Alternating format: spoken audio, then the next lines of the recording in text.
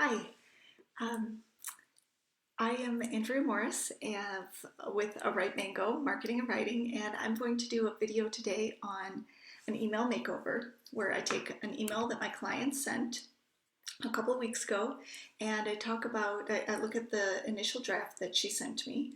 I talk about some of the changes and suggestions I made. Then we look at the final, and the purpose here is to just show you the kinds of little changes that you can make to your emails to make them easier to create, more straightforward to read, and more subtly persuasive, and they build trust.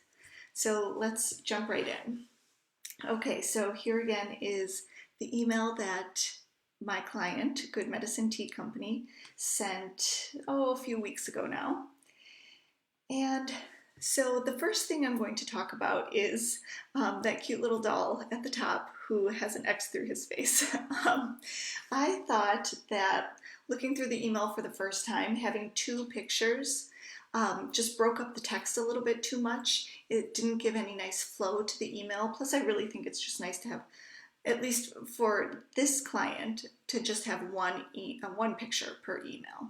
And in this case, I really like the picture of the tea toddy because it went really well with the rest of the content. And that adorable little guy who is the son of Alexa and Turner, the owners of Good Medicine Tea, he got the cut for this time. So first I'm going to jump into some of the things that Alexa did really well in writing this email. So she does a great job of putting some of her personality into it. So like here, she wrote, "Keep cozy and carry on." And she and Turner, she told me they've been saying this to each other for, I don't know, weeks or maybe even a couple months now, because like everybody, they're struggling with COVID. They don't get to see family for the holidays. They're a small business, so they don't get to do a lot of the holiday markets that they normally do. So they don't get to interact with their customers. So they're just struggling in the same way that we all are. And so they keep telling themselves, keep cozy and carry on. And it's a cute phrase. Alexa made it up. Obviously, it's based on keep calm and carry on. But Alexa has been using that, and so she put it into the newsletter, which I think is perfect. Another place where she did a really great job is down a little further. She wrote, "This tea steamer recipe is a great option for kids, but really steamers are delicious and make me feel cozy too." And as I read that, I can hear Alexa saying those words. Her voice comes through so well in that little phrase. So it pays to write like you talk, when you can, when it feels appropriate. You don't really want to write an entire email in exactly the way that you talk, but when you can pepper in little phrases like that, it helps to, it just helps to put your voice into it. It helps put your personality into it. So over time, people get to know you, which contributes to them trusting you. So another thing that and I also just want to point out that Alexa did a great job with the content of this email. She put together a really great tea steamer recipe. She experimented with it until she got it just right.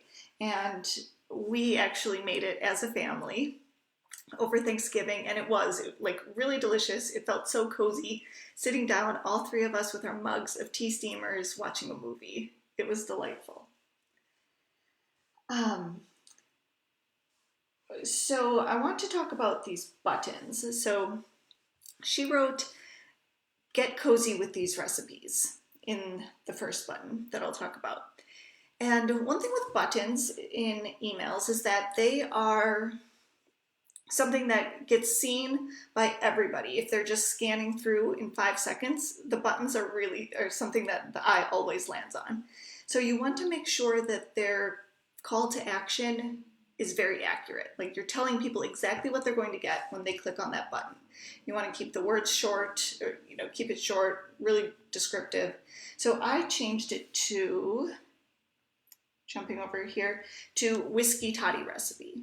That's what it is. So she had this tea steamer recipe that we included in the email, and then she developed this other chai and rye, a chai tea steamer with rye whiskey, and she put that recipe on the blog. So Again, I changed it from get cozy with these recipes to whiskey toddy recipe, because that is exactly what they're going to get when they click that button.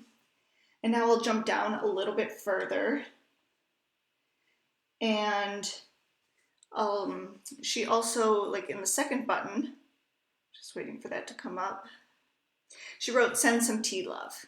And there again, it's like, you know, it makes sense in the context of the email. I like that she's calling back to tea love, which she wrote about in a paragraph a little bit above.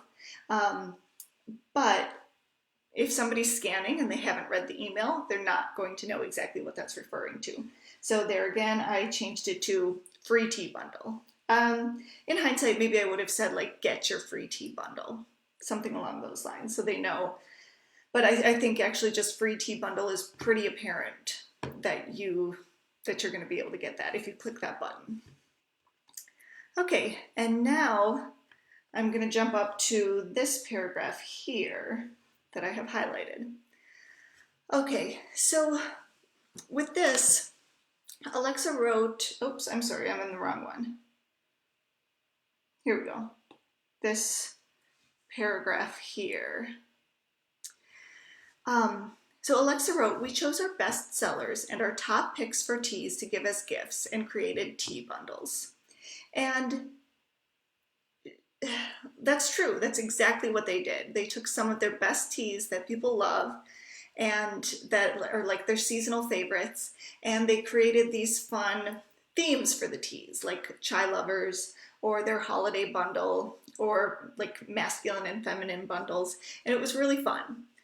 But when Alexa wrote it like that, like we chose our best sellers and we created tea bundles, she's talking about it from the perspective of Good Medicine Tea, which makes sense. Like that's how we think about it, so that's how we write it. But in your newsletters, you want to make sure that you're talking about things from the perspective of your subscribers. So you want to make sure, instead of telling them what you're giving them, you tell them what they get. And there is definitely a difference. So in this case, Alexa was saying, like, we put together these tea bundles, but what they're really getting is this free tea bundle sampler pack. So that's the subscriber perk. If they purchase over a certain amount, they get the subscriber perk of like the free tea bundle sample. But also, it's like they get to see the benefit to themselves a little faster. So I'll show you, I jumped over to the final email that was sent out, and I rewrote it to, your December subscriber perk is here early. From now through December, get a free tea bundle sampler pack of customer favorites on orders over $65. So right away, they get to find out what they're getting, you know, so it's kind of obvious that way. Like, so you're putting it from their perspective, but it's also like that, like that's what they're looking for. They're not really looking for how you decided to sell something. They're looking for how they're going to receive it or how they're going to purchase it. So just kind of keep that in mind whenever you're writing, like, you know, when you're rereading what you wrote, go back with an eye for, like, are you coming from your perspective or from the buyer's perspective? So that's something to think about. And then a final change that I made that I want to talk about is I just did this really light formatting on the different tea bundles that they put together. So jumping back to the original, it was just basically the name of the bundle and then a quick little fun description. But to me, that kind of got lost in all the rest of the text.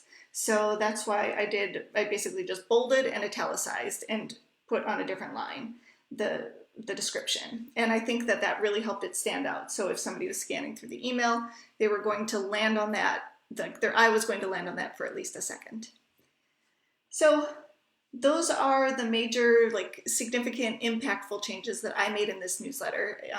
I think it was a great newsletter overall. In hindsight, a couple things that I would also change would be I would probably put that December subscriber perk at the top, just so it would have gotten more eyeballs, and I probably would have split it up into 2 emails. They've gotten into a really nice pattern of sending an email every other week, which works really well for them. But in this case, I think, and they wanted to include the subscriber perk a little early, so they included this in the mid-November email newsletter. They wanted to make sure that people were going to have access to it before the Thanksgiving shopping weekend.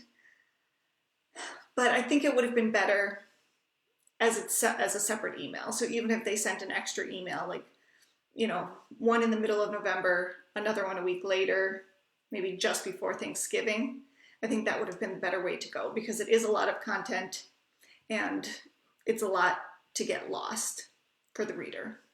So that's it.